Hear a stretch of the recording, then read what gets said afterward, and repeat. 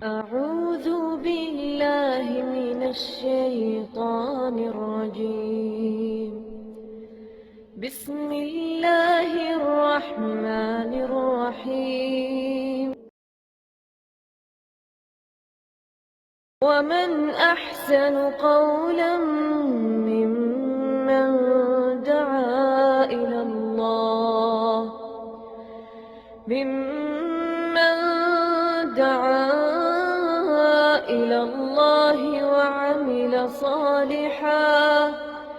وعمل صالحا وقال إنني من المسلمين.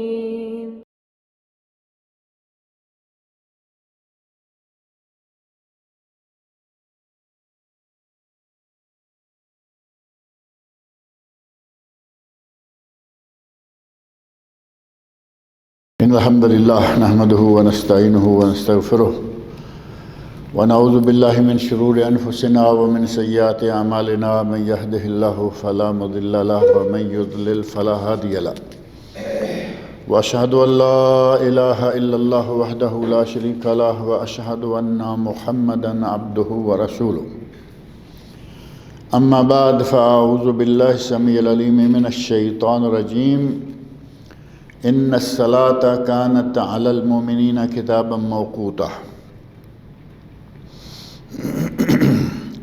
یہ سورۃ النساء کی آیت نمبر 103 ہے، جس میں اللہ رب العزت نے ارشاد فرمایا ہے ان الصلاۃ کانت علی المؤمنین کتابا موقوتا، کہ نماز اہل ایمان پر مقررہ اوقات میں فرض ہے۔ معنی یہ ہوا کہ نماز کے لیے اوقات طے ہیں اور ان اوقات میں ہی نماز پڑھی جا سکتی ہے، پہلے بعد میں اپنی مرضی سے نہیں۔ اور خاص طور پر نماز کی قبولیت کی شرائط میں سے یہ شرط ہے کہ جب تک کسی نماز کا وقت داخل نہیں ہوگا وہ نماز نہیں ہوگی۔ جیسا کہ ظہر کی نماز ہے تو آج کل 11:40 45 50 جیسے وقت بدلتا رہتا ہے، ایسے چل رہی ہے۔ ایک آدمی چاہے کہ میں 11 بجے پڑھ لیتا ہوں تو وہ نہیں ہوگی، 11 بجے ظہر کی نماز نہیں ہوگی۔ اسی طرح فجر کی نماز ہے، وہ اگر کوئی چاہتا ہے کہ میں اذان ہونے سے آدھا گھنٹہ پہلے پڑھ لیتا ہوں، جی اتنی لمبی رات ہے، آدھے گھنٹے کا کیا فرق ہے، نہیں ہوگی۔ اور اہل علم نے کہا کہ جس طرح وقت سے پہلے نہیں ہوتی اسی طرح ہی وقت کے بعد بھی نہیں ہوتی، الا یہ کہ آدمی سویا ہوا ہے یا کوئی عذر مجبوری ہے، وقت پہ نہیں پڑھ سکا تو اس کی ہو جائے گی ایک۔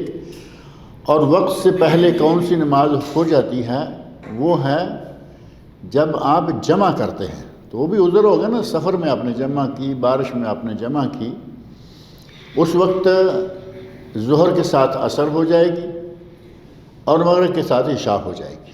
اس کے علاوہ کوئی نماز اپنے وقت سے پہلے پڑھیں گے تو وہ نہیں ہوگی۔ یہ معنی ہے ان الصلاۃ کانت علی المؤمنین کتابا موقوتا۔ اور ایک حدیث پہلے ذکر کیا میں نے، یہاں درس میں گزری ہے کہ نبی اکرم صلی اللہ علیہ وسلم کے پاس جبرائیل امین علیہ السلام نے آ کے 2 دن مسلسل 5 نمازیں پڑھائیں۔ پہلے دن فجر اول وقت، ظہر اول وقت، عصر اول وقت، مغرب اول وقت، عشاء اول وقت۔ اور دوسرے دن آئے تو فجر آخری وقت، ظہر آخری وقت، عصر آخری وقت، مغرب آخری وقت اور عشاء آخری وقت پڑھا کے آپ نے ارشاد فرمایا بین ھذین وقت۔ اب ان 2 وقتوں کے درمیان جتنا وقت ہے وہ ان نمازوں کا وقت ہے، یعنی آگے پیچھے تھوڑا بہت ہوگا لیکن ان کے درمیان رہے گا، یہ ہے نمازوں کا وقت۔ اور نمازوں کے اوقات کی تعیین کے لیے ہی خاص طور پر اذان کا سلسلہ جو نبی اکرم صلی اللہ علیہ وسلم نے شروع کروایا، وہ بھی اسی لیے تھا کہ لوگوں کو پتہ چل جائے کہ بھئی اس نماز کا وقت داخل ہو گیا۔ ایک آدمی آ سکتا ہے، ایک آدمی نہیں آ سکتا، اسے علم ہو جائے کہ نماز کا وقت ہو گیا ہے۔ اور اسی سلسلہ میں اذان اور اقامت کے مسائل جو ہیں یہ گزشتہ درسوں میں ذکر ہوئے ہیں، جبکہ اب تھوڑی سی بات یہ رہ جاتی ہے کہ ہمارے پاک و ہند میں بھی یہ عادت ہے، اور بعض عرب ممالک میں جیسے مصر ہیں، سوریہ وغیرہ ہیں، یہ خلیج الحمدللہ بچا ہوا ہے بہت ساری خرافات سے۔ سعودی عرب اور خلیج میں خرافات نہیں ہیں، شرک نہیں، بدعات نہیں۔ باقی ملکوں میں یہ عربوں میں بھی ہے اور ہمارے تو ہے ہی ہے۔ باقی ملکوں میں یہ ہوتا ہے کہ فجر کی اذان سے پہلے ایک آدمی بیدار ہو گیا، مسجد کا سپیکر کھولا اور اس میں اس نے کچھ نہ کچھ کہنا شروع کر دیا، پڑھنا شروع کر دیا، جیسے ہمارے یہاں نعتیں پڑھنے لگتے ہیں، نعتیں پڑھنے لگ گیا، درود شریف پڑھنے لگ گیا، الصلاۃ والسلام علیک یا رسول اللہ، اس کی رٹ لگا دی۔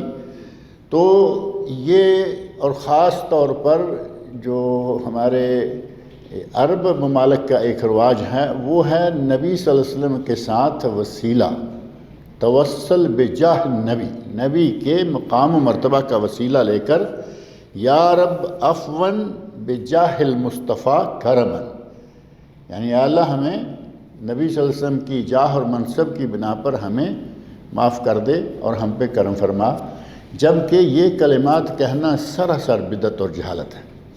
وہ عام حالات میں جائز نہیں ہے تو اذان سے پہلے کیسے جائز ہوں گے؟ اسی طرح درود شریف کے لیے نماز سے پہلے، اذان سے پہلے درود شریف ایک تو ہے اذان کے ساتھ جڑ کے، اس کا بھی کوئی مقام نہیں ہے۔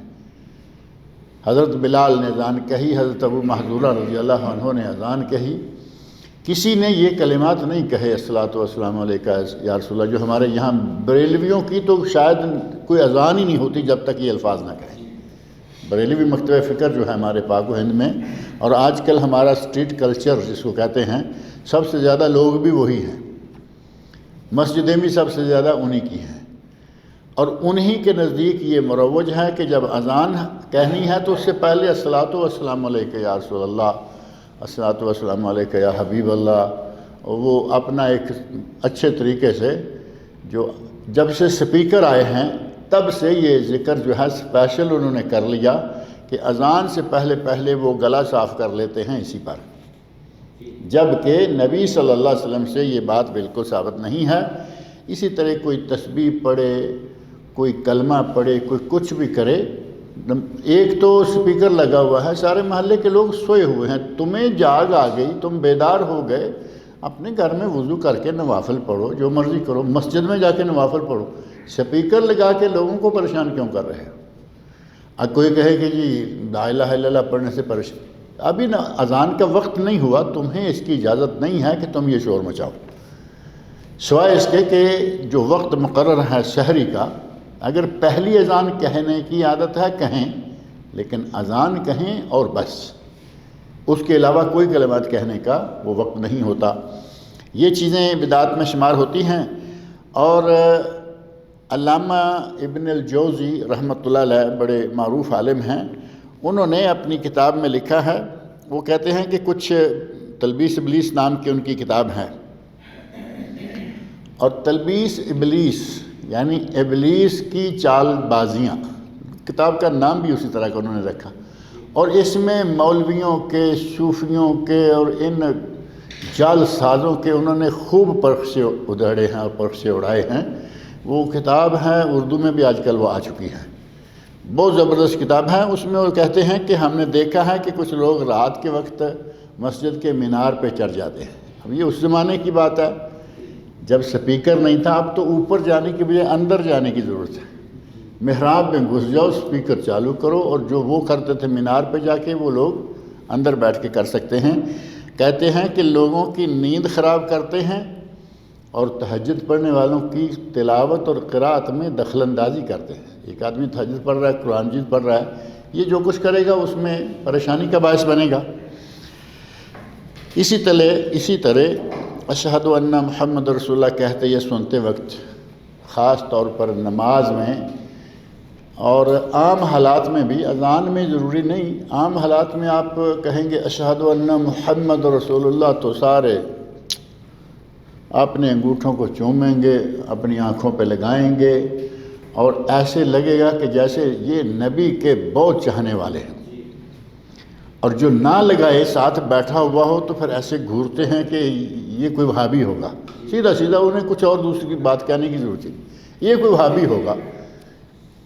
اگر یہ جائز ہوتا، اگر یہ صحیح ہوتا تو وہابی تو تم نے کہہ لیا، ٹھیک ہے، مسلمان تو ہے نا، مسلمان ہونے کی حیثیت سے اسے کوئی تکلیف نہیں تھی کہ وہ بھی اتنا کر لیتا، وہ نہیں کر رہا کیونکہ قرآن و سنت سے کہیں سے یہ ثابت نہیں ہے۔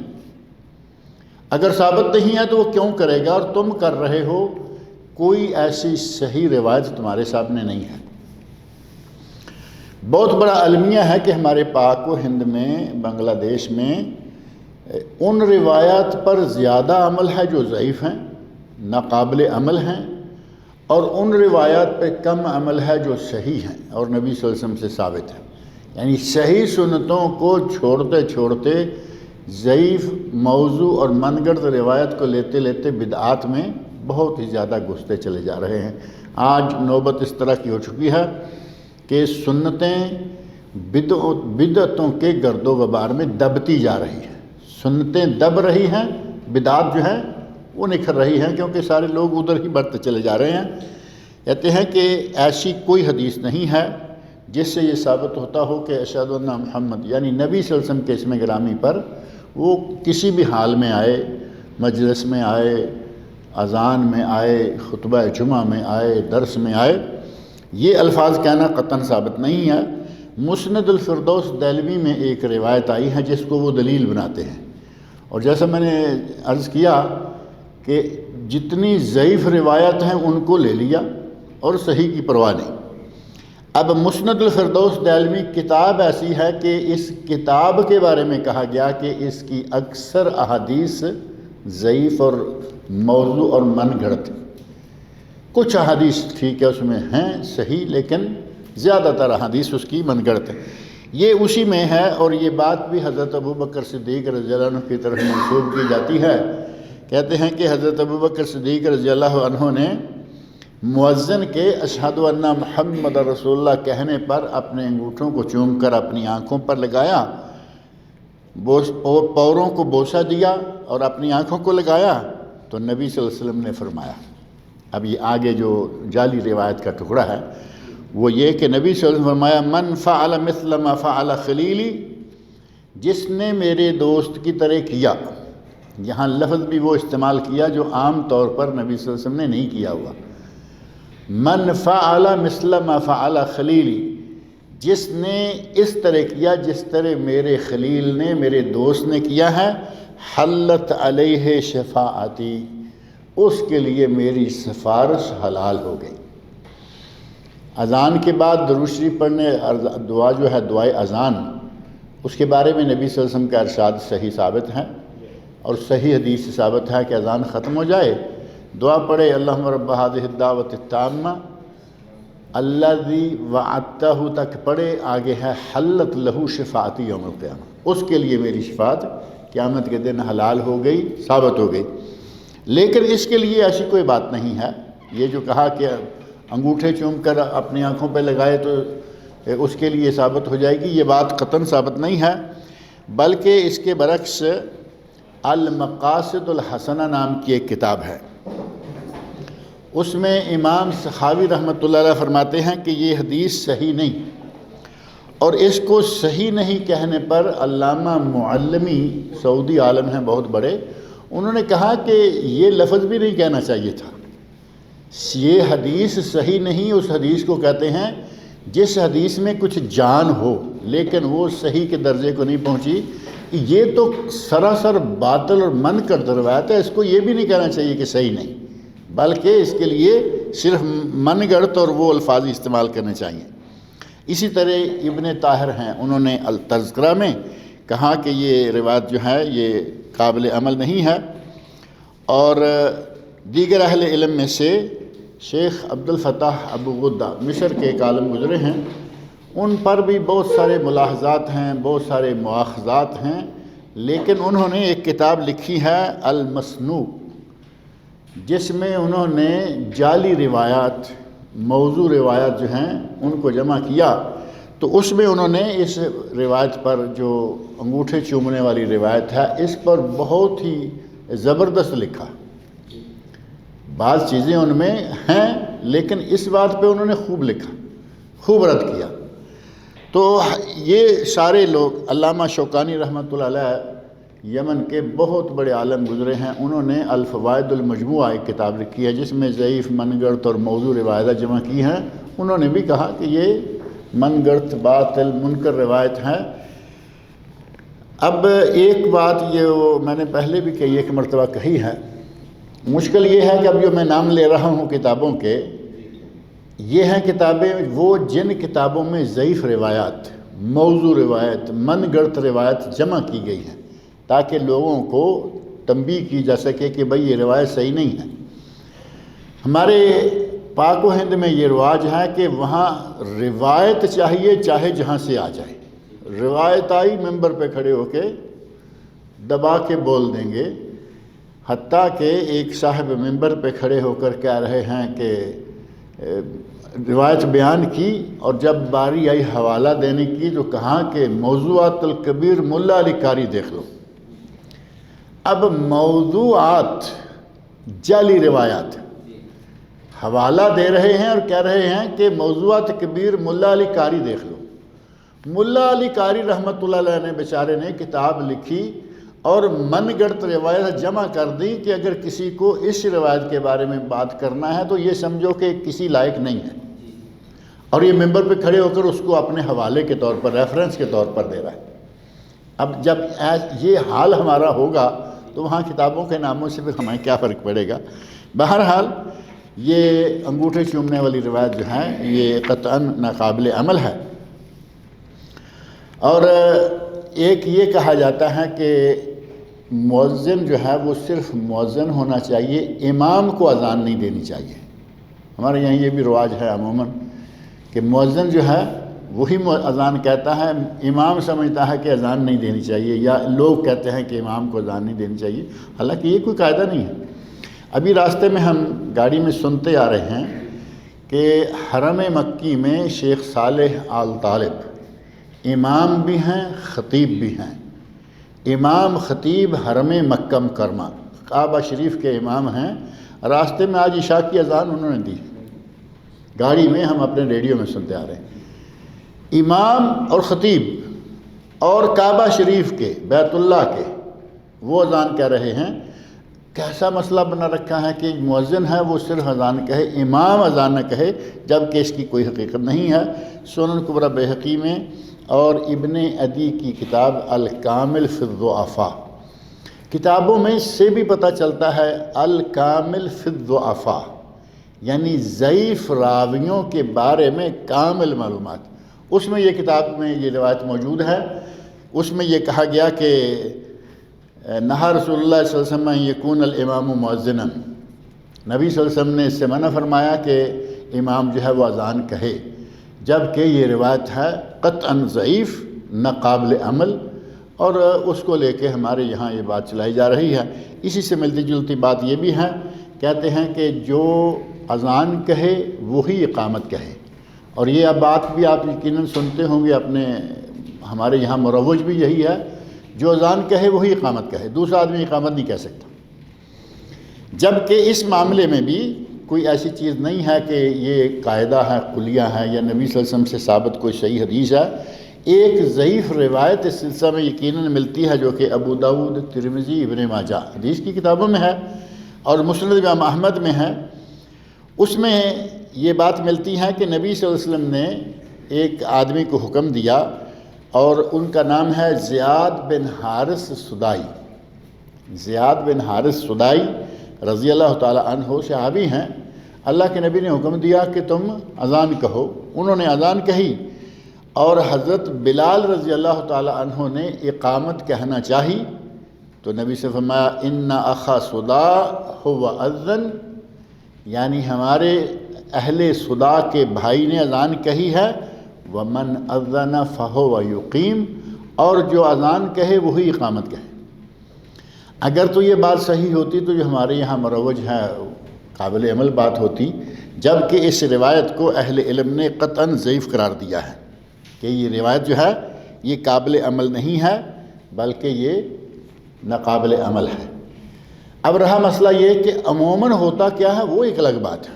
عموماً یہی ہوتا ہے کہ جو اذان کہتا ہے وہی اقامت بھی کہتا ہے، لیکن اگر کبھی کوئی دوسرا کہہ دے تو کوئی رکاوٹ والی، کوئی ممانعت والی بات نہیں ہے۔ عمومی عمل جو ہے وہ یہی ہے کہ مؤذن ہی اقامت بھی کہا کرتے ہیں۔ تو یہاں تک آ کے اذان اور اقامت کے مسائل جو ہیں وہ ختم ہو جاتے ہیں۔ اور جیسا کہ میں نے ذکر کیا کہ نماز کی کچھ شرائط ہیں، جن میں سے وقت کا داخل ہونا، میں نے قرآن کریم کی آیت کے حوالے سے ان الصلاۃ کانت علی المؤمنین کتابا موقوتا، نماز مقررہ اوقات میں اہل ایمان پر فرض ہے۔ یہ ایک شرط ہے کہ جب تک وقت نہیں ہوگا نماز نہیں ہوگی، اور جب وقت نکل گیا بلا عذر تو نماز نہیں ہوگی، عذر ہے تو اس نماز کی قضا کی جائے گی، جیسا کہ نبی صلی اللہ علیہ وسلم سے بھی ثابت ہے۔ بعض اہل علم نے یہاں تک کہا ہے کہ اگر بلا عذر قضا کر دے تو اس کی نماز ہوتی نہیں، قضا کرتا ہے، پڑھتا ہے قضا، لیکن ہوتی نہیں۔ اسے چاہیے کہ اللہ رب العزت سے توبہ طائب ہو، زیادہ سے زیادہ نوافل پڑھے تاکہ اس کی نماز کا وقت تھوڑا بہت مداوع ہو جائے۔ بہرحال شرائط نماز کی جو ہیں، شرائط، شرط کا لفظ جو ہے نا، شروط اور شرائط اور اشراط، یہ ہوتا ہے اصلاً علامت۔ اشراط الساعہ قیامت کی نشانیاں، علامت یا نشانی، جبکہ اصطلاح فقہا میں شرط وہ ہوتی ہے کہ اگر یہ نہیں ہوگی تو وہ چیز بھی نہیں ہوگی۔ جب شرط نہیں ہوگی، پوری نہیں ہوگی تو وہ چیز نہیں ہوگی، جیسا کہ نماز کے وقت کا داخل ہونا شرط ہے، جب تک وقت داخل نہیں ہوگا نماز نہیں ہوگی۔ اسی طرح کی بعض اور شرطیں ہیں، 6 شرطیں نماز کے صحیح ہونے کے لیے جو ضروری ہیں۔ ان میں سے پہلی شرط ہے نماز کا وقت ہو جانے کا علم ہو، اور قرآن کریم سورہ نساء آیت نمبر 103 اس بات کی گواہ ہے۔ چنانچہ نماز کا وقت شروع ہونے سے پہلے کوئی نماز پڑھنا، جیسے ابھی پچھلے دنوں کئی لوگوں نے سوال پوچھا، کچھ مجبوریاں لوگوں کی ہیں، کہتے ہیں کہ فجر کی نماز سے 10 منٹ پہلے اگر ہم نماز پڑھ لیں تو ہم بس لے سکتے ہیں کمپنی کی، نہیں تو وہ نکل جائے گی۔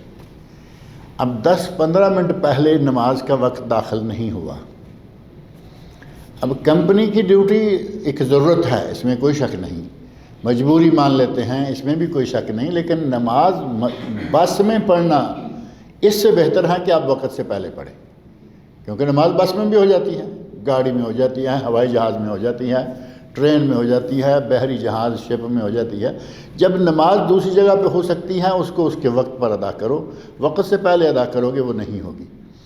اور وقت سے پہلے نماز ہو جائے گی، وہ میں پہلے بات اس آیت کے تعارف میں یہ بات ذکر کر چکا ہوں کہ 2 نمازیں جمع کرنی ہے، ظہر اثر، ظہر کے وقت میں اثر پڑھیں گے ہو جائے گی، مغرب کے وقت میں عشاء پڑھیں گے ہو جائے گی، کیونکہ یہ جمع ہے، ایک عذر ہے، سفر کی وجہ سے، مرض کی وجہ سے یا بارش کی وجہ سے۔ بلا عذر ہوگا تو پھر یہ نہیں ہوگی۔ دوسری شرط جو نماز کے صحیح ہونے کے لیے ضروری ہے وہ ہے حدث اکبر اور حدث اصغر، ان دونوں حدثوں سے آدمی پاک ہو۔ حدث اصغر کیا ہے؟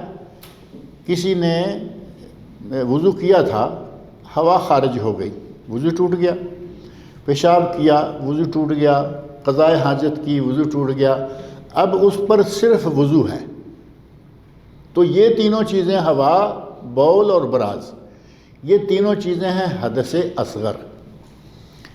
ایک آدمی کو احتلام ہو گیا، حیض آ گیا، عورت کو نفاس، تو کیا یہ وضو کریں گی تو ہو جائے گا؟ نہ آدمی کا نہ عورت کا، جب تک غسل نہیں کریں گی۔ عورت کا حیض نفاس ختم ہوگا، غسل کرے گی تب نماز ہوگی۔ آدمی کو احتلام ہو گیا ہے، جب تک یہ غسل نہیں کرے گا تب تک اس کی نماز نہیں ہوگی، تو اس کو کہتے ہیں حدث اکبر۔ آدمی کا حدث اصغر اور حدث اکبر دونوں سے پاک ہونا ضروری ہے، یعنی اگر غسل فرض ہو چکا ہے تو غسل کرے، اور اگر صرف وضو فرض ہوا ہے تو وہ وضو کرے۔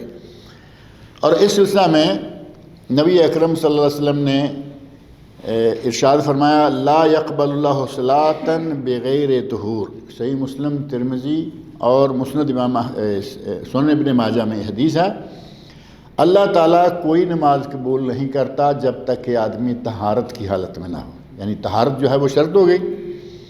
ولا صدقہ من غلول، اور خیانت کے مال سے اللہ صدقہ قبول نہیں کرتا۔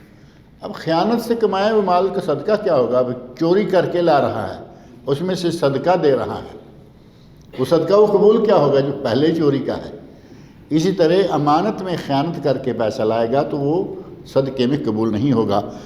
ایسے ہی حدث اصغر اور حدث اکبر سے پاک ہونے کی شرط کا ذکر قرآن کریم میں بھی موجود ہے۔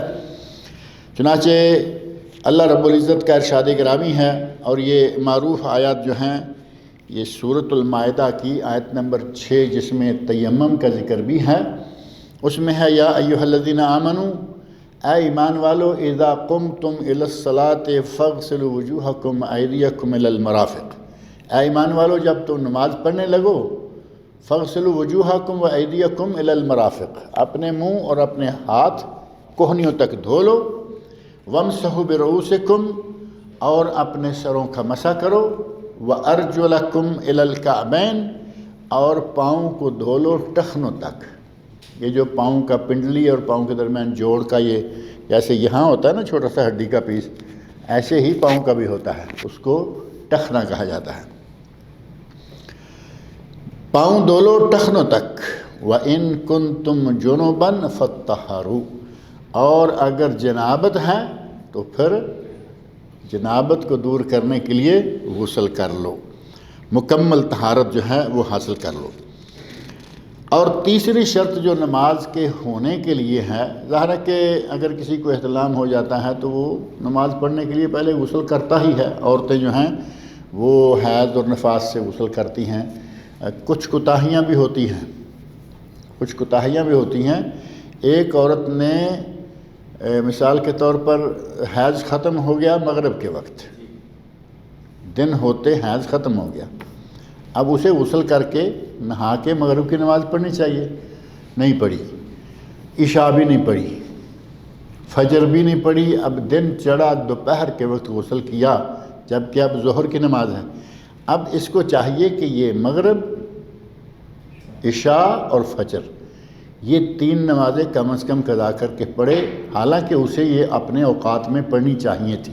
اس طرح کی کوتاہیاں عورتوں سے ہوتی ہیں، اور مردوں سے تو بڑی بڑی کوتاہیاں سننے میں آتی ہیں کہ احتلام ہو گیا، اٹھے، ہاتھ منہ دھویا، دفتر چلے گئے، واپس آئے، مسجد میں جانے کی انہیں ضرورت نہیں پڑتی اور نماز کی انہیں عادت ہی نہیں ہے، اسی طرح چلتے پھرتے رہتے ہیں۔ یعنی انتہائی غلط رویہ جو ایک مسلمان کے لیے قطعاً لائق نہیں ہے کہ جس پر غسل فرض ہے وہ ایسے دفتروں میں گھوم رہا ہے، ادھر ادھر جا رہا ہے، ہر کسی سے سلام مسافر، مان لیا کہ وہ نجس نہیں بظاہر لیکن حکماً تو نجس ہے۔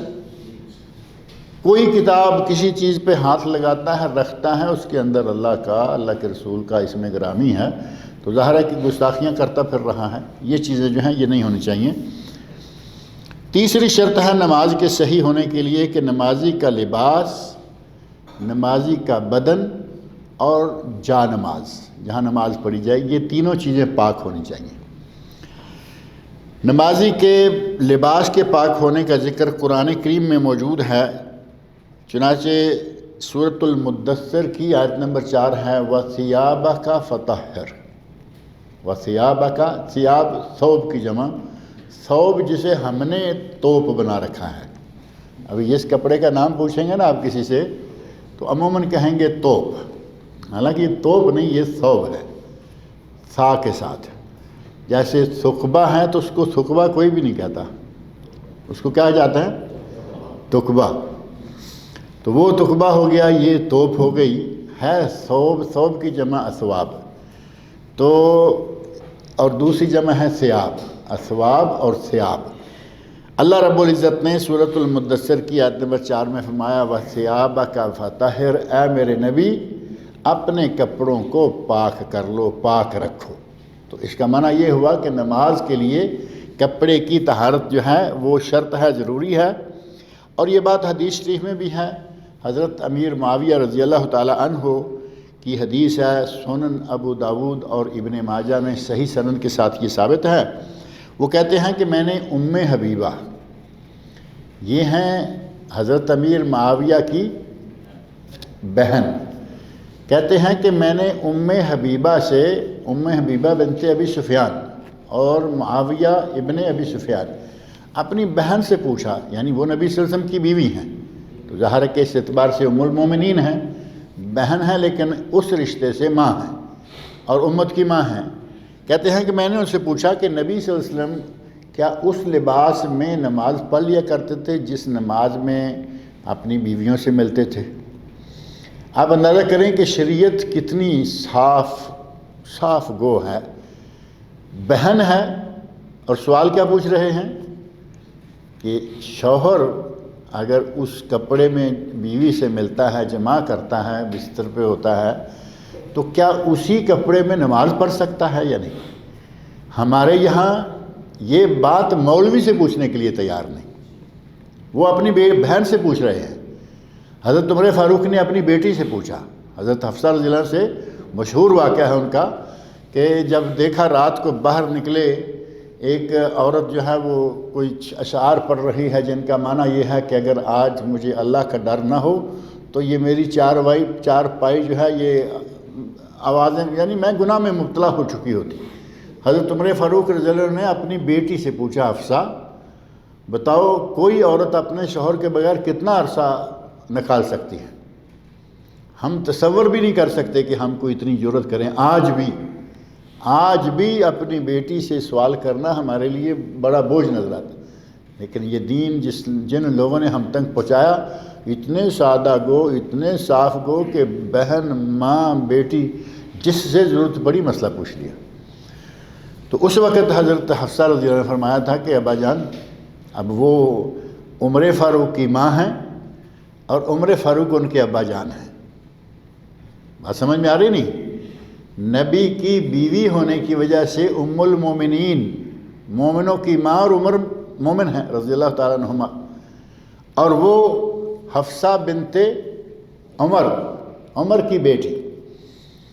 ابا جان، کوئی عورت اپنے شوہر کے بغیر آسانی سے 4 مہینے نکال سکتی، یعنی 4 مہینے کے بعد میاں بیوی کو ایک دوسرے کے ساتھ ہونا چاہیے۔ تو لوگ اس طرح کے مسائل، دینی مسائل جو ہیں اپنی بہنوں سے، اپنی بیٹیوں سے اس طرح پوچھتے اور شرماتے نہیں تھے۔ آج ہم مولوی صاحب سے مسئلہ پوچھتے شرماتے رہتے۔ بہت سارے مسائل ایسے ہیں، کہیں گے جی میرے دوست کا مسئلہ ہے، میرے دوست کا مسئلہ ہے۔ بھئی تیرے دوست نے تجھے کہا پوچھ، تو وہ دوست کیوں نہیں پوچھتا؟ آج تک بھی وہ لوگ وہیں تک پہنچے ہوئے ہیں، اور لیکن بعد میں بہت سارے ایسے باتیں سامنے آئیں، بعد میں پتہ چلا کہ نہیں جی وہ اصل میں معاف کرنا، وہ مسئلہ تو میرا ہی تھا۔ اب آخر میں جا کے جب بتایا تو شروع میں جھوٹ بولنے کی کیا، جھوٹ بھی بولتے رہے، آخر میں مان بھی خود لیا۔ عورتوں میں یہ بات پائی جا رہی ہے، مردوں میں پائی جائے، کیونکہ ہمارا تو اس سلسلے میں رابطہ ہوتا رہتا ہے نا لوگوں سے۔ بہرحال حضرت معاویہ رضی اللہ عنہ کہتے ہیں کہ میں نے ام حبیبہ سے پوچھا کہ کیا نبی صلی اللہ علیہ وسلم ان کپڑوں میں نماز پڑھ لیا کرتے تھے جن میں وہ اپنی بیویوں کے ساتھ ہم بستر ہوتے، جمع وغیرہ کرتے؟ تو انہوں نے کہا ہاں، وہ ان کپڑوں میں نماز پڑھ لیا کرتے تھے بشرطے کہ کپڑوں میں کچھ لگا ہوا نہ ہوتا، یعنی کپڑا پاک ہوتا، کپڑا صاف ہوتا۔ اگر کپڑے میں کچھ لگا ہوا ہے تو ظاہر ہے کہ پھر ایسا نہیں۔ اب کپڑے میں لگے ہوئے ہونے سے مراد کیا ہے؟ اب یہاں حضرت عائشہ رضی اللہ عنہ کی حدیث بالکل وضاحت کر دیتی ہیں۔ وہ کہتی ہیں کہ میں نبی صلی اللہ علیہ وسلم کا کپڑا تہبند دیکھتی، اگر اس پر منی کے خشک ہو جانے کے آثار ہوتے تو میں ان کو رگڑ دیتی، کھرچ دیتی، رگڑ دیتی، دھوتی نہیں تھی، یعنی رگڑ دیا، اچھی طرح مل دیا، صاف ہو گیا۔ اور اگر کوئی چیز ایسی ہوتی گیلی ہوتی تو میں اس کو دھو دیتی، ظاہر ہے کہ اور جگہ لگے گی، اس کی بجائے میں اس کو دھو کے، اور نبی صلی اللہ علیہ وسلم نماز پڑھنے چلے جاتے جب کہ کپڑے کے اس جگہ کے دھوئے ہوئے ہونے کے آثار موجود ہوتے۔ اتنا صاف ستھرا دین جس میں کوئی ایسی باتیں نہیں ہیں کہ آدمی چھپتا چھپاتا پھرے۔ نبی صلی اللہ علیہ وسلم مسجد میں جا رہے ہیں، کپڑے میں دھلے ہوئے کچھ حصے کے دھلے ہوئے ہونے کے آثار موجود ہیں، کوئی بات نہیں ہے، کچھ بھی لگ سکتا ہے، کپڑا دھو لیا، بات ختم ہو گئی۔ تو گویا کہ اگر کپڑا صاف ہے، اس میں کوئی چیز لگی ہوئی نہیں ہے، اور آپ نے اس کپڑے میں اپنی بیوی سے جمع کیا ہے، آپ کا نماز اس میں پڑھنا جائز ہے۔ کئی لوگ سوال پوچھتے ہیں کہ ایک تہبند ہے، چادر ہے، بلکہ بستر کی چادر ہے، تو کیا وہ جمع کرنے کے بعد اس میں کچھ یہ وہ تو نہیں ہے؟ کچھ نہیں، اگر وہ پاک ہے تو پاک ہے، اور اگر کچھ لگا ہوا ہے تو صاف کر لو، بات ختم۔ اب چادر ساری کو بھی دھونے کی ضرورت نہیں ہے، اگر مثال کے طور پر پتہ چلا کہ تھوڑی سی جگہ میں کوئی دبا ہے، دبا صاف کر دو پانی سے، بات ختم ہوگی۔ اور بدن کے پاک ہونے کے سلسلہ میں صحیح بخاری شریف میں، یعنی جس طرح کپڑا پاک ہو، بدن پاک ہو اور زمین پاک ہو، حضرت علی رضی اللہ عنہ نے سوال کیا، اور یہ بات پہلے گزر چکی ہے کہ انہوں نے خود ڈائریکٹ سوال نہیں کیا نبی صلی اللہ علیہ وسلم سے۔ وہ کہتے ہیں کنت رجلا مذاء، میں بہت زیادہ مزی والا آدمی تھا۔ مزی جو میاں بیوی کے باہم ہنسنے کھیلنے سے سر ذکر پر ایک قطرہ لیسدار سا آ جاتا ہے، وہ کھیلتے رہیں گے، وہ قطرہ موقع بموقع آتا رہے گا، تو ظاہر ہے کہ وہ تھوڑا سی جگہ کپڑے میں یا جسم میں گیلی ہو جاتی ہے۔ وہ کہتے ہیں کہ میرا چونکہ نبی صلی اللہ علیہ وسلم سے رشتہ یہ تھا کہ آپ کی بیٹی میرے پاس تھی، مجھے اچھا نہیں لگا کہ میں یہ سوال جا کے کروں۔ میں نے اپنے دوست مقداد ابن الاسود رضی اللہ تعالیٰ عنہ، حضرت علی رضی اللہ عنہ کے ساتھیوں میں ان کا شمار ہوتا ہے، دوستوں، قریبی دوستوں میں، حتیٰ کہ شیعہ جن کے نزدیک ابو بکر صدیق جیسے لوگ بھی مسلمان نہیں رہے، منافق ہو گئے نعوذ باللہ، عمر فاروق، عثمان غنی اور جتنے صحابہ ہیں کہا سب منافق ہو گئے تھے، یہ مقداد بن اسود بھی مسلمان رہے، مومن رہے، کیونکہ یہ حضرت علی کے یار تھے، دوست تھے۔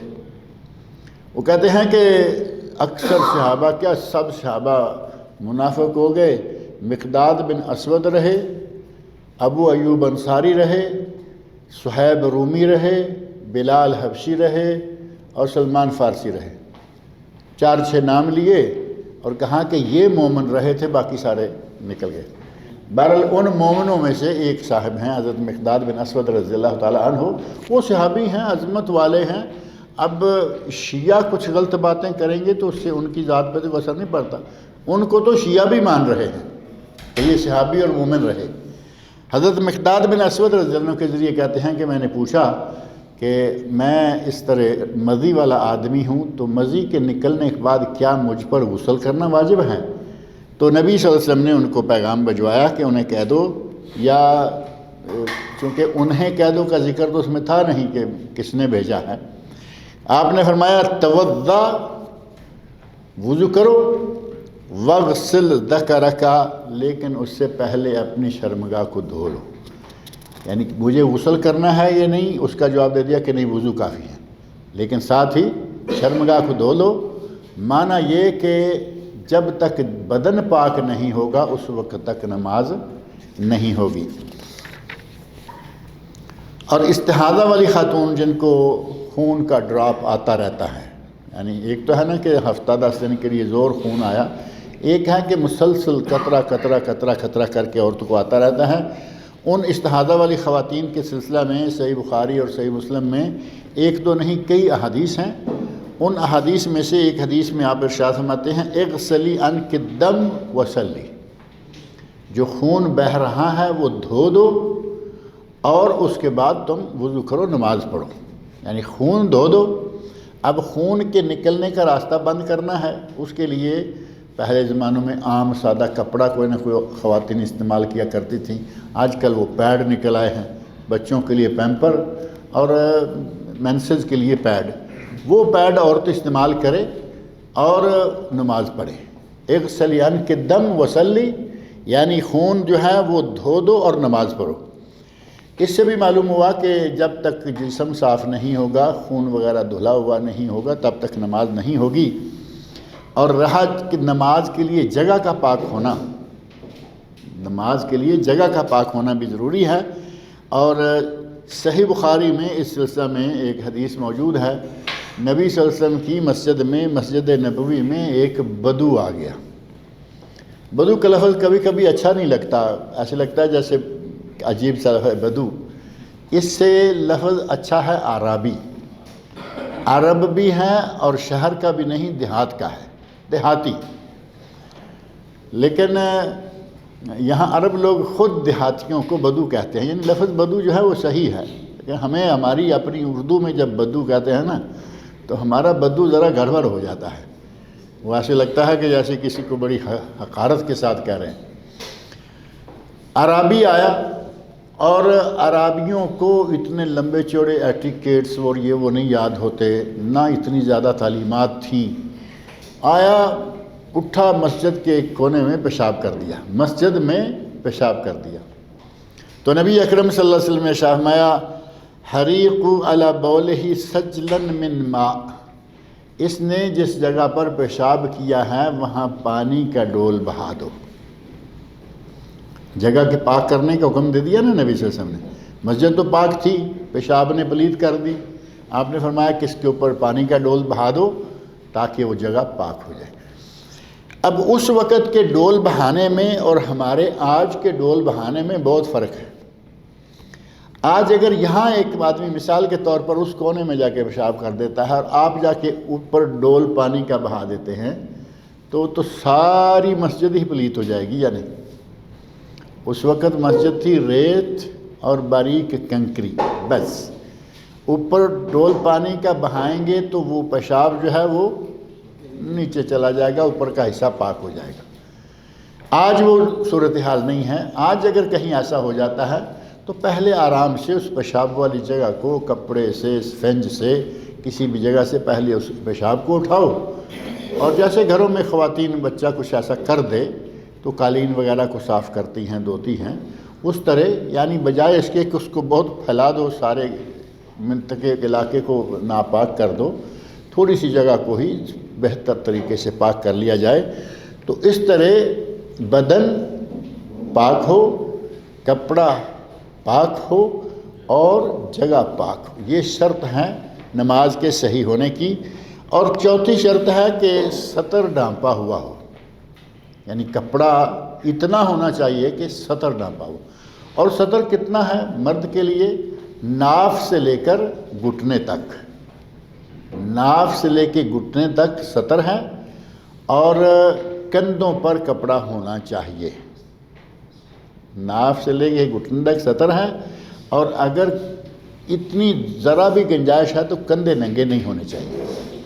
نبی صلی اللہ علیہ وسلم نے جس آدمی کے پاس صرف ایک ہی چادر ہو، اس نے نماز پڑھنی ہے، تو اس کو طریقہ یہ بتایا کہ ایک چادر کو ایسے لیا، یہاں آگے سے جب گزاریں گے تو اس کو پیچھے لے جا کر یہاں گرا دے دیں گے۔ اب ظاہر ہے کہ اس نے تہبند بھی اسی کو بنایا ہے، تہبند سے لے کر اوپر آ کے یہاں سے گزار کر پیچھے گرا لگا دی تو کندھوں کے اوپر سے بھی گزر گیا، کندھے بھی تھوڑے بہت ڈھک گئے، کچھ نہ کچھ کندھے پر ہونا چاہیے۔ اس سلسلہ میں سورۃ الاعراف کی آیت نمبر 31 میں اللہ رب العزت کا ارشاد گرامی ہے، یا بنی آدم خذوا زینتکم عند کل مسجد، کہ جب بھی سجدہ کرنے لگو، جب بھی نماز کا وقت ہو تو تم زینت اختیار کر لیا کرو، یعنی ہر نماز کے وقت زینت اختیار کرو۔ زینت اختیار کرو سے مراد کیا ہے؟ آدمی ننگا کھڑا ہے تو کیا وہ زینت میں ہے؟ وہ تو کسی اور ہی شکل میں ہے۔ زینت تب ہوگی جب وہ اچھا لباس پہنے ہوئے ہوگا۔ یہاں ایک بات ذہن میں رہے، کچھ لوگوں کو عادت ہوتی ہے کہ مسجد میں سلیپنگ سوٹ میں چلے جاتے ہیں۔ کیا سلیپنگ سوٹ زینت ہوتا ہے؟ سلیپنگ سوٹ سونے کے لیے رف سوٹ ہوتا ہے۔ کوئی آدمی کبھی سلیپنگ سوٹ میں دفتر گیا ہو؟ نہیں جائیں گے۔ کوئی آدمی کبھی سلیپنگ سوٹ پہن کر سسرال والوں کے گان چلا گیا؟ نہیں جائیں گے کہ نہیں جی یہ تو سلیپنگ سوٹ ہے، اور مسجد میں فجر کی نماز میں سلیپنگ سوٹ میں آئے ہوئے۔ اور کچھ لوگ ہیں جو سپورٹ سوٹ میں آ جاتے ہیں، سپورٹ سوٹ، وہ بھی ظاہر ہے کہ رف سا ہی ہوتا ہے۔ مسجد میں آنے کے لیے، نماز کے لیے اللہ رب العزت فرمایا یا بنی آدم خذوا زینتکم عند کل مسجد، اے بنی آدم جب نماز پڑھنے لگو تو زینت اختیار کرو، یعنی اچھا لباس پہنو اور پھر نماز پڑھو۔ یہ نہیں ہے کہ تم سوئے ہوئے ہو تو وہی لے کے آ جاؤ، بدلو اس کو، اٹھ کے اپنا اچھا لباس پہن کے مسجد میں آؤ، اور کھیل رہے ہو تو پھر اسی حالت میں، آج کل تو کھیل کے لیے جو نکر چل رہے ہیں، گھٹنے ننگے ہو رہے ہیں، جبکہ گھٹنا ننگا ہوگا تو نماز ہی نہیں ہوگی، کیونکہ میں نے عرض کیا نا کہ گھٹنے سے لے کر ناف تک کے درمیان کا حصہ سطر میں شمار ہوتا ہے۔ جسم کے پوشیدہ اعضاء کو ڈھانپ لینے کا حکم ہے، اور اچھا خوبصورت یا کم از کم مناسب لباس پہننا جو ہے وہ ضروری ہے۔ اور یہ خاص طور پر کب کہا گیا؟ یہ آیات نازل ہوئیں جبکہ مشرکین مکہ اور اس وقت کے جو عرب تھے وہ بیت اللہ کا طواف ننگے کیا کرتے تھے۔ وہ کہتے کہ یہ دنیا کا کپڑا ہے، سب کو اتار دو، جتنی دنیا کی علائشیں نکال دو، جیسے پیدا ہوئے تھے ویسے آ کے بیت اللہ کا طواف کرو۔ اور عورتیں جو ہیں ان کے بعد اشعار مشہور ہیں، وہ کہتی ہیں کہ آج جو ہمیں دیکھتا ہے دیکھتا رہے، ہم تو خالص ہو کر، یعنی دنیا کی علائشیں دور کر کے بیت اللہ کا طواف کریں گے۔ نبی اکرم صلی اللہ علیہ وسلم نے اس سے منع فرمایا، قرآن کریم نے اس سے منع فرمایا۔ پہلے سال جب حج فرض ہوا تو نبی صلی اللہ علیہ وسلم نہیں آئے تھے، حج فرض ہو چکا لیکن آپ نہیں آئے، اور امیر الحجاج حضرت ابوبکر صدیق کو بنا کے بھیجا، پیچھے ہی حضرت علی رضی اللہ عنہ کو سورۃ توبہ کی آیات دے کر بھیجا کہ یہ آیات نازل ہو گئی ہیں کہ آج کے بعد کوئی مشرک حرم میں داخل نہیں ہوگا۔ یہ پہلے حج میں سارا انتظام ہو گیا، اگلے حج میں نبی صلی اللہ علیہ وسلم تشریف لائے جب کہ مشرکین کا داخلہ حرم میں بند ہو چکا تھا۔ اب مشرکین نہیں آئیں گے تو ننگے کیسے آئیں گے؟ بیت اللہ میں کیسے داخل ہوں گے؟ ان کا راستہ ہی بالکل بند کر دیا۔ ابو داود، مسند امام احمد اور سنن دارقطنی میں حسن درجہ کی ایک حدیث ہے جس میں نبی صلی اللہ علیہ وسلم ارشاد فرماتے ہیں عورت الرجل ما بین سرتہ الی رکبتہ، آدمی کی شرمگاہ اس کی ناف سے لے کے گھٹنے تک ہے۔ شرمگاہ سے مراد سطر، جس کو چھپانا ضروری ہے۔ اور صحیح بخاری میں تعلیقاً اور مسند امام احمد میں حسن درجے کی ایک حدیث ہے، اس میں آپ فرماتے ہیں یا معمر، صحابی کا نام ہے، یا معمر، اے معمر، غط فخذیک فإن الفخذین عورا، اپنی رانوں کو ڈھانپ کے رکھو، رانے بھی سطر ہیں اور شرمگاہ ہیں۔ ظاہر ہے کہ گھٹنوں سے اوپر آ گئی نا رانے، وہ بھی سطر ہیں، شرمگاہ ہیں، لیکن اتنا ہے کہ اس میں تو کسی کو شک نہیں کہ یہ سطر ہو گیا، گھٹنوں سے لے کے ناف تک کے درمیانی ایریا، لیکن شرمگاہ آگے اور پیچھے جو اصل شرمگاہ شمار ہم کرتے ہیں وہ عورا مغلظہ، علامہ ابن قیم رحمۃ اللہ علیہ نے اس کے بارے میں کہا کہ وہ تہذیب سنن ابو داود پر انہوں نے، علامہ ابن قیم رحمۃ اللہ علیہ نے کام کیا ہے بہت زبردست، اور آج کل سنن ابو داود کی جو مختصر ہیں علامہ منذری کی، اس کے اوپر وہ چھپا ہوا بھی ہے۔ علامہ ابن قیم نے تہذیب سنن میں یہ بات ذکر کی ہے کہ سطر کی دو شکلیں ہیں، ایک ہے سطر مغلظ یعنی شرمگاہ آگے پیچھے والی، یہ تو ہے جسے کہیں کہ سطر ہی سطر ہے، یہ تو ہر حال میں ڈانپنا ہے، اور ران جو ہے وہ اس میں شمار نہیں ہوتی۔ آپ نے فرمایا کہ یہ بھی سطر ہے لیکن اس کو کہا گیا سطر مخفف، یعنی اس میں ذرا حکم کم ہے۔ ذرا حکم کے کم ہونے کی دلیل کیا ہے؟ نبی اکرم صلی اللہ علیہ وسلم بیٹھے ہوئے ہیں، اور یہ حضرت رسول اللہ صلی اللہ علیہ وسلم کے اپنے گھر کا واقعہ ہے۔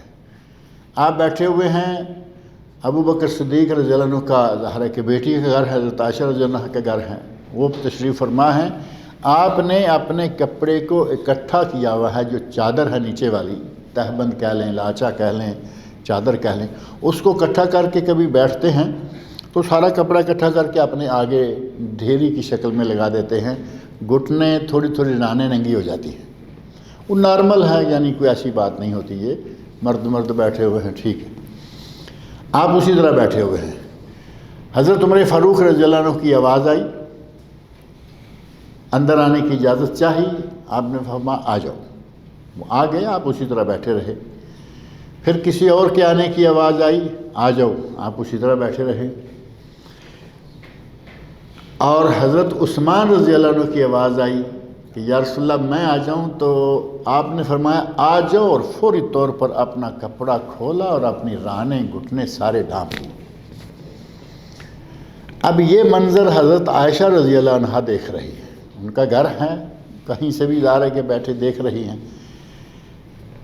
لوگ چلے گئے تو حضرت عائشہ نبی صلی اللہ علیہ وسلم سے پوچھتی ہیں یا رسول اللہ آج آپ نے کچھ ایسا کام کیا ہے کہ میرے والد آئے ابو بکر صدیق رضی اللہ عنہ، تو آپ اسی طرح بیٹھے رہے، رانیں ننگی تھیں۔ پھر عمر فاروق آئے، آپ اسی طرح بیٹھے رہے، علی آئے، آپ اسی طرح بیٹھے رہے، اور جب عثمان آئے تو آپ کو ایسے ہوا کہ جیسے اپنے آپ کو سنبھال کے سٹ کر کے آپ بیٹھ گئے، اس کی کیا وجہ؟ تو فرمایا عائشہ افلا استحی ممن تستحی منہ الملائکہ، میں اللہ کے اس بندے سے حیا نہ کروں جس سے اللہ کے فرشتے بھی حیا کرتے ہیں۔ عثمان کی حیا اس حد تک ہے کہ اس سے فرشتے بھی حیا کرتے ہیں، میں اس آدمی سے حیا نہ کروں، میں کیسے اپنے ران ننگے رکھ کے بیٹھ سکتا تھا؟ تو اس کا مطلب یہ ہوا کہ ران ننگے ہو سکتے ہیں، شرمگاہ تو نہیں ننگی ہو سکتی نا۔ اس لیے کہا گیا کہ ایک ہے عورہ مخففہ، رانے یا پیٹ کا کچھ حصہ جو ہے، اور دوسری ہے عورہ مغلظہ۔ مغلظہ یعنی پکی شرمگاہ، جیسے کہ تیسری طلاق کو بھی طلاق مغلظہ کہتے ہیں۔ پہلی رجعی، دوسری بھی رجعی، بائنہ، اور تیسری مغلظہ بتہ۔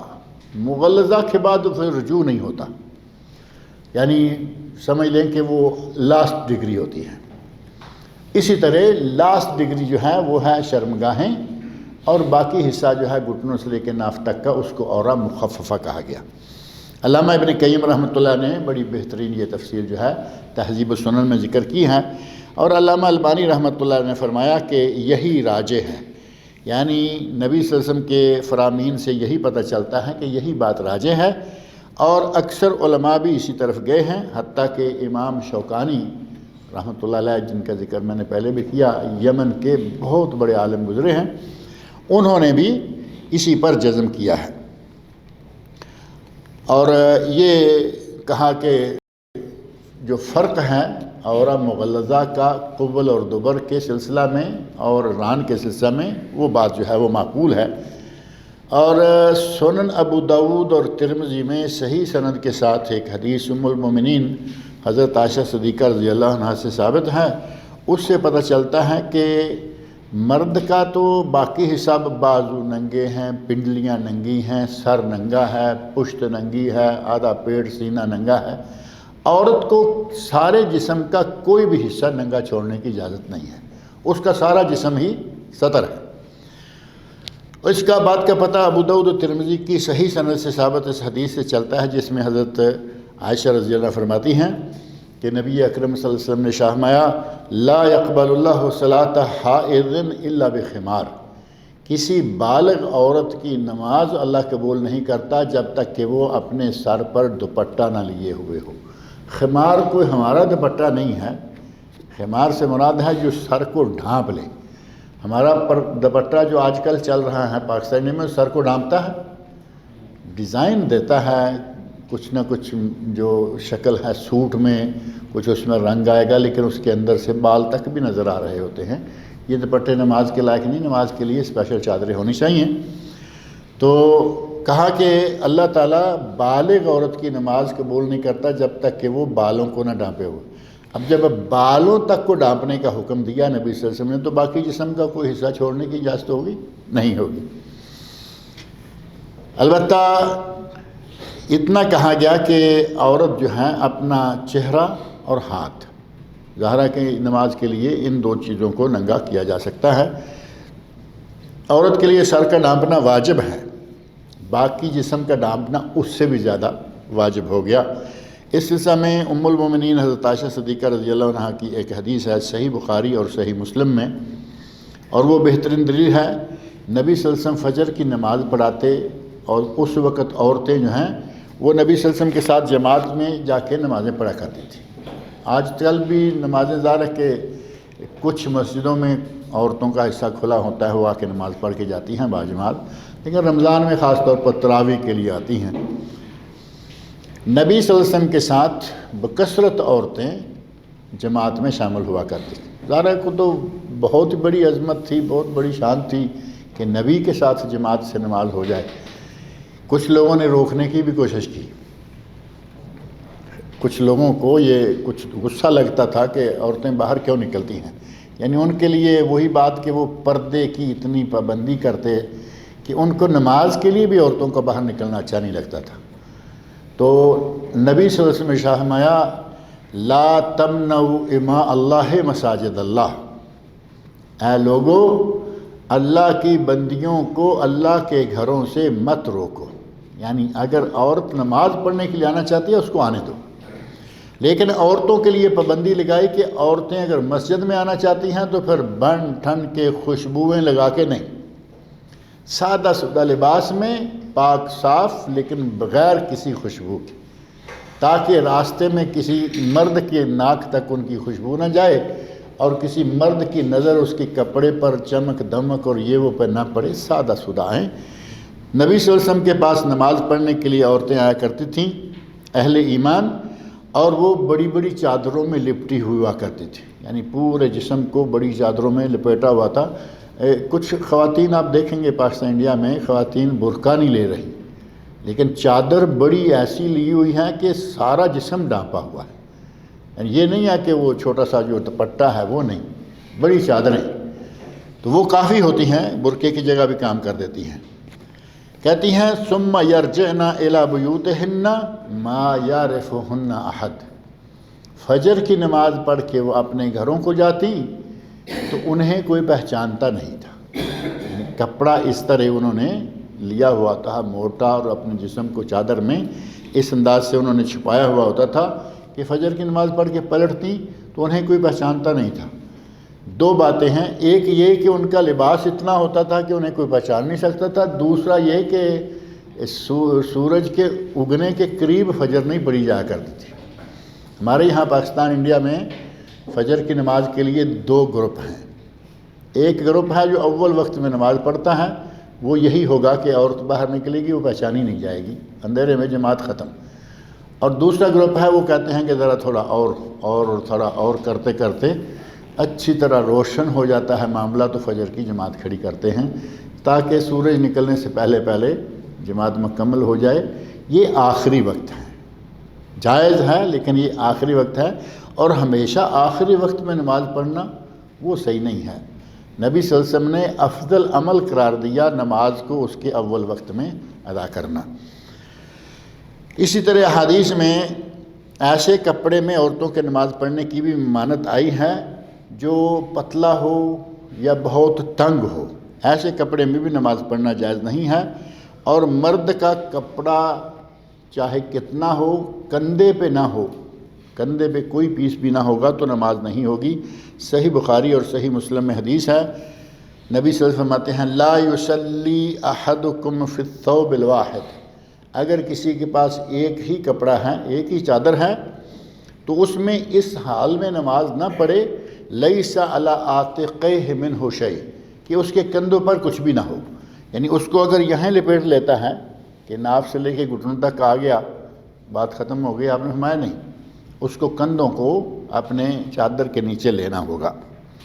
اور وہ دوسری حدیث میں واضح ہے کہ کندھوں کو کیسے لے گا، حضرت ابو ہریرہ رضی اللہ عنہ بیان فرماتے ہیں، صحیح بخاری میں یہ بھی حدیث ہے، میں گواہی دیتا ہوں کہ میں نے رسول اللہ صلی اللہ علیہ وسلم کو یہ کہتے ہوئے سنا ہے، یعنی جیسے حلفیہ بیان دیتا نا کوئی کہ میں نے نبی صلی اللہ علیہ وسلم کو یہ فرماتے ہوئے سنا ہے من صلی فی ثوب فلیخالف بین طرفیہ، اگر کوئی ایک کپڑے میں نماز پڑھے تو اس کے پلو جو ہیں الٹے کر لے، ادھر کا پلو ادھر گیا ادھر کا ادھر گیا، پیچھے گرا لگا دیں گے تو کندھے بھی آٹومیٹکلی تھوڑے تھوڑے ڈھک جائیں گے۔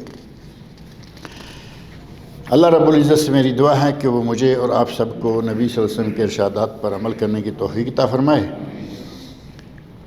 دو شرطیں نماز کی قبولیت کی اب باقی ہیں 5ویں اور 6ٹھی، اور کچھ متعلقہ مسائل ہیں وہ انشاءاللہ تعالی اگلے درس میں، اور شاید اللہ کو منظور ہوا تو نماز کا طریقہ کیا ہے اگلے درس میں شاید یہ بھی شروع ہو جائے گا انشاءاللہ، کہ نماز پڑھنے کا، نماز ادا کرنے کا طریقہ کیا ہے، نماز کیسے پڑھنی چاہیے، نماز پڑھنے کا انداز کیا ہونا چاہیے، دوسرے لفظوں میں مسنون نماز کیا ہے۔ ہمارے یہاں پاک و ہند میں مشہور ہے حنفی نماز، ہندوستان میں شافعی نماز، کیونکہ کیرلا میں اور بھٹکل میں 2 شہروں میں شافعی لوگ بہت ہیں، کیرلا اسٹیٹ میں اور بھٹکل شہر میں، تو وہاں شافعی نماز، حنفی نماز 2 طرح کی پاکستان میں میرا ہے، سارے پاکستان میں حنفی نماز، ہمارے یہاں شافعی نہیں ہیں کوئی تو کہیں کہیں ہے، لیکن اس کے لیے کوئی اتنا بڑا نظر نہیں آتا اسپیشل کتابیں وغیرہ ہوں۔ تو یہ ان ناموں میں سے آپ سمجھ سکتے ہیں نا کہ تھوڑا سا تعصب نظر آتا ہے کہ یہ امام شافعی کی نماز سکھانا چاہتے ہیں، یہ امام ابو حنیفہ کی نماز سکھانا چاہتے ہیں رحمۃ اللہ علیہ میں۔ وہ دونوں بڑے امام ہیں لیکن وہ نبی تو نہیں تھے نا۔ نماز کس طریقے پر پڑھنی ہے ہم نے؟ نبی صلی اللہ علیہ وسلم کے طریقے پر۔ تو سیدھا لکھو نبی کی نماز، صلاۃ الرسول لکھو، صلاۃ النبی لکھو، نماز نبوی لکھو، نہیں، حنفی نماز اور شافعی نماز۔ نماز نبوی کیا ہے، نبی صلی اللہ علیہ وسلم نے نماز کیسے پڑھی، اور صحیح بخاری میں فرمایا صلوا کما رأیتمونی اصلی، نماز اس طرح پڑھو جس طرح کہ تم نے مجھے نماز پڑھتے ہوئے دیکھا۔ تو ہمیں نماز نبوی پڑھنی ہے، نہ کہ نماز حنفی شافعی مالکی حنبلی۔ انشاءاللہ العزیز اگلے درس میں یہ بات جو ہے وہ شروع کریں گے۔ کوئی سوال ہوں کسی کے پاس متعلقہ درس سے؟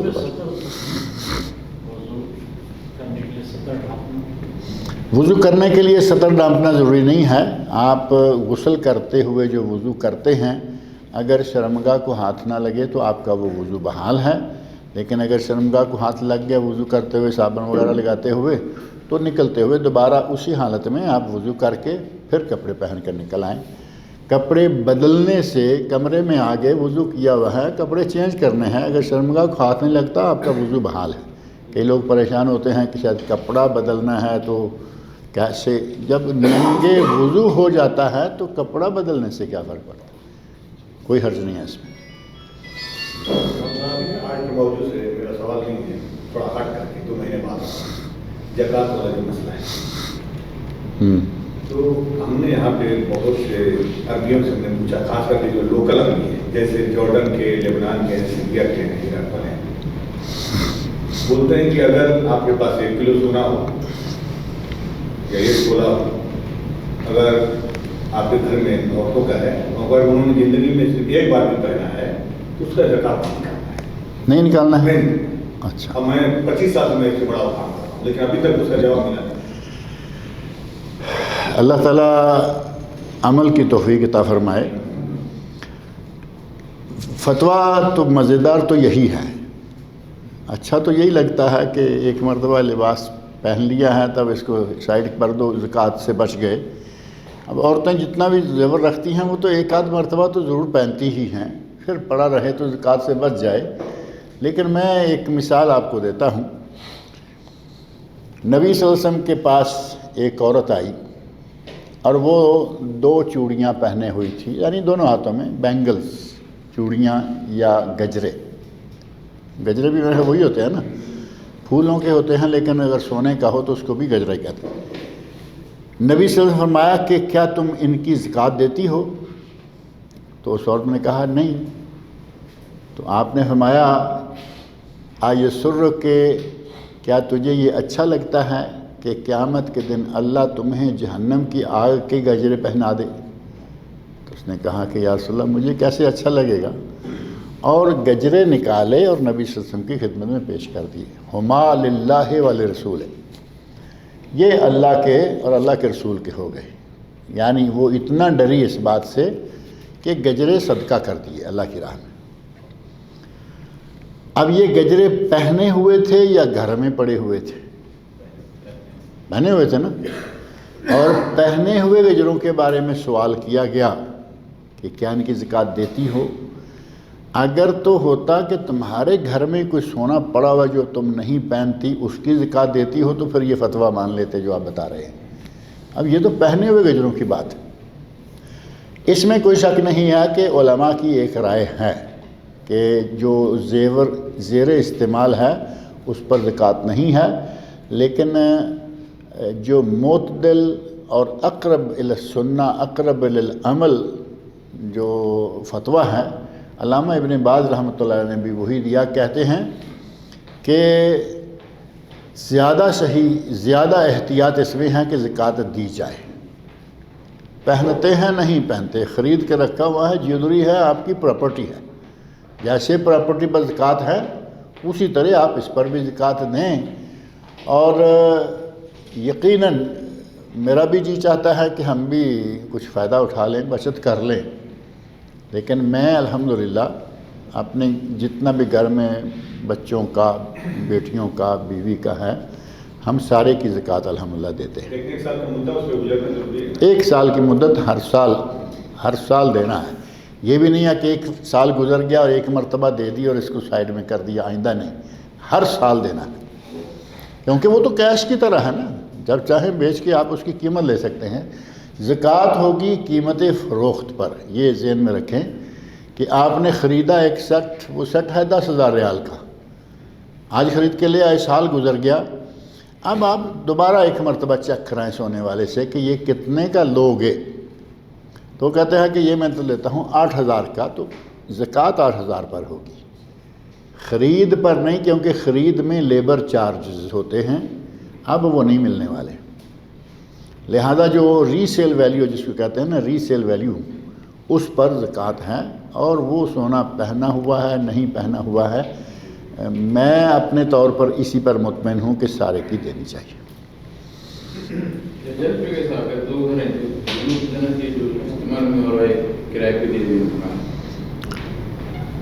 ایک مکان کرائے پہ دیے ہوئے ہیں، ایک جو استعمال میں ہے وہ تو آپ کا، اس پہ کوئی زکوٰۃ نہیں، کوئی کچھ نہیں، جو کرائے پہ دیا ہوا ہے اس کا جو کرایہ آ رہا ہے اس پر زکوٰۃ ہوگی، کرائے پہ، اس کی مالیت پہ نہیں، اس کے کرائے پر ہے۔ کیسے؟ کرایہ آ گیا آپ کے پاس اور وہ آپ کے پراپرٹی کیش میں شامل ہو رہا ہے، آپ اس روزانہ سالانہ جو زکوٰۃ نکالتے ہیں اپنے اسی وقت پر، سال میں ایک مرتبہ زکوٰۃ، جو کھا لیا ختم ہو گیا۔ اگر آپ نے کرائے کا پیسہ کھا لیا ہے تو ظاہر ہے کہ آپ نے دوسرا کچھ بچایا ہوا بھی ہوگا نا، کرائے سے کھا لیا، تنخواہ بچی ہوئی ہے، کرائے سے کھا لیا، دکان سے جو آ رہا ہے وہ بچا ہوا ہے، آپ نے جو آپ کے پاس بچا ہوا ہے اس میں سے زکوٰۃ دینی ہے، وہ کرائے کے نام سے جو کھا گیا اس پہ نہیں، جو کھایا گیا اس پہ نہیں۔ یہ نہیں ہے کہ دکان کا مثلاً کرایہ یا مکان کا کرایہ 60 لاکھ آیا سال کا تو آپ نے 60 لاکھ پہ زکوٰۃ دینی ہے، نہیں، آپ نے وہ 60 لاکھ کھا لیا ہے اس پہ زکوٰۃ نہیں، لیکن اس کی وجہ سے کچھ دوسرا بچا ہوگا، جو بچا ہوا ہے اس پہ زکوٰۃ دی۔ کرتے ہیں عموماً لوگ یہاں سے جاتے ہیں چھٹی پہ، مثال کے طور پر عشاء کا وقت ہے، ہم نکلتے ہیں، نکلنے کے وقت کی اذان ہو گئی، اذان ہو گیا تو ایئرپورٹ کو پہنچ گئے، کیونکہ نماز کو مسجد کو جا نہیں سکتے، دیر ہو جائے، ایئرپورٹ پہ چلے گئے، تو اس وقت کیا قضا کرنا ہے نماز؟ وہاں آپ کی قضا میں قصر کہیں، قصر آپ کرنا چاہیں تو ہاں قصر آپ کر سکتے ہیں، کیونکہ آپ سفر میں جا چکے، اذان کے بعد اگر یہاں پڑھتے تو آپ کا وہ جہاز نکلتا تھا یا ٹائم لیٹ ہوتا تھا، یہاں سے آپ نکل گئے ہیں، وہاں آپ جا کے قصر پڑھنا چاہیں قصر پڑھ سکتے ہیں، لیکن اگر پوری پڑھ کے نکلتے ہیں تو زیادہ اچھا، کیونکہ آپ نے اذان سن لی تھی اور وہاں نماز پڑھنے کی گنجائش اگر نہیں نکل رہی تو قصر جائز ہے، قصر جائز ہے، لیکن اس نماز کو اگر مکمل پڑھیں گے تو زیادہ بہتر ہے، کیونکہ ایئرپورٹ بھی تو عموماً حدود کے قریب ہی ہوتا ہے نا، لیکن اگر بہت دور چلے جاتے ہیں، مثلا یہاں سے آپ نکلے، اذانیں ہو رہی تھیں اور آپ نکل گئے اور گاڑی میں ہیں اور آپ نے جا کے ریاض کے راستے میں دور جا کے پڑھی تو آپ قصر پڑھ سکتے ہیں، کوئی حرج والی بات نہیں۔ ڈیلی سفر ہے آپ کے لیے تو سنن رواتب پڑھنا چاہیے یا پھر اسے پڑھ سکتے؟ اگر ڈیلی سفر ہے اور پکا پتہ ہے کہ یہ ڈیلی رہے گا تو ایسے ہی سمجھیں کہ جیسے آپ اپنے گھر میں ہیں، سنن رواتب پڑھیں، نماز بھی پوری پڑھیں، اور اگر کبھی ادھر کبھی ادھر کبھی ادھر ٹیکسی والے کی طرح، تو آپ ڈیلی سنن رواتب چھوڑ سکتے ہیں، ڈیلی قصر بھی کر سکتے ہیں۔ اگر طے ہے کہ اسٹیشن ہمارا یہ ہے، اب کیک ہے، ادھر رحیمہ ہے جو بیل ہے، ادھر حفوف ہے، جاب کے سلسلے میں ڈیلی اگر جانا ہے تو پھر اس کو قصر نہیں کرنی چاہیے۔ راستے میں اگر نماز پڑھتا ہے، راستے میں جو نماز آ جائے گی وہ قصر کر لے، اور جو اس ٹھکانے پہ آئے گی وہ گویا کہ اس کا پکا ٹھکانا ہو چکا۔ آپ نے آج درس میں کہ حج آپ صلی اللہ علیہ وسلم کے زمانے میں فرض ہوا، کیا اس سے پہلے فرض ہوا؟ پہلے حج فرض نہیں تھا، حج 8 ہجری کو فرض ہوا، اور 9 کو آپ نے حج کیا اور 10 کو آپ وفات پا گئے، 11 کو۔ پہلے حج ہوتا تھا، حج تو مشرکین نبی صلی اللہ علیہ وسلم سے پہلے بھی حج ہوتا تھا، لیکن جو حج باقاعدہ فرض کیا گیا وہ نبی صلی اللہ علیہ وسلم کے عہد مبارک میں اور آخر میں جا کے ہوا۔ یوں سمجھ لیں کہ نبی صلی اللہ علیہ وسلم کا جو حج ہوا اس سے 1 سال پہلے حج فرض ہوا تھا۔ 10 ہجری کا حج ہے نا نبی صلی اللہ علیہ وسلم کا، 10 ہجری ذوالحج کو آپ نے حج کیا اور ربیع الاول میں آپ فوت ہو گئے۔ وہ ربیع الاول 11ویں ہجری کا بنتا ہے، محرم کے بعد 11ویں شروع ہو جاتی ہے، تو 9 کا فرض ہے، اس میں حضرت ابوبکر صدیق اور حضرت علی رضی اللہ عنہ کو آپ نے بھیجا۔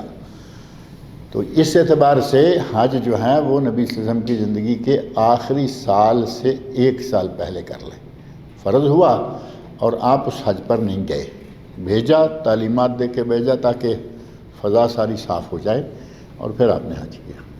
آپ کے حج سے پہلے صرف ایک ہی حج ہوا؟ آپ نے صرف ایک حج کیا ساری عمر میں، نبی صلی اللہ علیہ وسلم کے حج سے پہلے صرف ایک ہی حج ہوا؟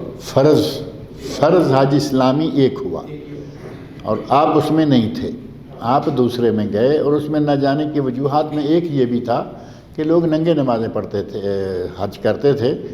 آپ نے امیر الحجاج بنا کے باقاعدہ اس مرتبہ حج منتظم طریقے سے ہوا۔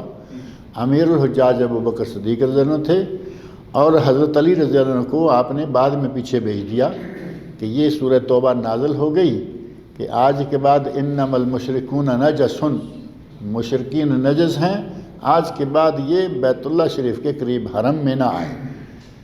وہ آیات نازل ہو گئی، اس کا اعلان ہو گیا، معنی یہ کہ آج کے بعد مشرکین مکہ کا حرم کے اندر جو حدود حرم ہے پورا مکہ، اس میں داخلہ منع ہے، جو آج کل بورڈ لگے ہوئے ہیں غیر مسلمین، نان مسلم۔ تو اس وقت اعلان کے ساتھ ہی مسلمانوں نے، چونکہ 8 ہجری کو مکہ فتح ہو چکا تھا، یہ بھی ایک ذہن میں رکھیں، 8 ہجری کو مکہ فتح ہو چکا تھا اور مسلمانوں کی حکومت مکہ میں قائم ہو چکی تھی، اس لیے یہ سارے اعلان جو ہیں ان کو ماننا لوگوں کی مجبوری تھی۔ اللہ تعالیٰ مجھے آپ سب کو نیک عمل کی توفیق عطا فرمائے۔